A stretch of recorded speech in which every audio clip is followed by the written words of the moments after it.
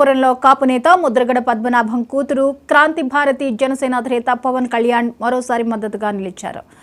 పవన్ కళ్యాణ్ని రాజకీయంగా ఎదుర్కోలేక వైసీపీ నేతలు వక్ర మార్గంలో ఎత్తుగడలు వేస్తున్నారని మండిపడ్డారు. ఆ ఎత్తుగడలను తిప్పికొట్టాలని ఆమె జన సైనికులకు సూచించారు.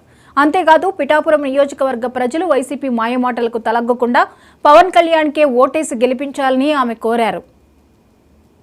మీ స్పందన నాకు కొండంత ధైర్యాన్ని ఇచ్చింది. మీ పాజిటివ్ కామెంట్స్ వల్ల చాలా ఇన్స్పైర్ అయ్యాను.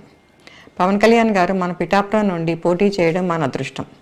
ఒక పార్టీ అధ్యక్షుడు పోటీ చేసే నియోజకవర్గం చాలా బాగా అభివృద్ధి చెందుతుంది. పవన్ కళ్యాణ్ గారు మన పిఠాపురాన్ని బాగా డెవలప్ చేస్తారన్న నమ్మకం నాకుంది. పవన్ కళ్యాణ్ గారు గత 10 ఏళ్లుగా పార్టీని తన సొంత డబ్బుతో నడుపుతూ ఎంతోమంది రైతులకు అండగా ఉన్నారు. ఎటువంటి అధికారం లేకపోయినా ఎన్నో సమస్యలకు ఆయన స్పందించిన తీరు చాలా బాగుంది. అలాంటి నాయకులకి అధికారం వస్తే అసెంబ్లీలోకి అడుగు పెడితే ఎలా ఉంటుందో ఊహించుకోండి. పాజిటివ్ పాలిటిక్స్ చేసి పవన్ కళ్యాణ్ గారిని మనమందరం బాగా అండగా నిలబడి భారీ మెజారిటీతో గెలిపించి అసెంబ్లీకి పంపుదాం.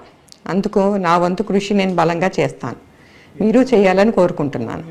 నమస్తే.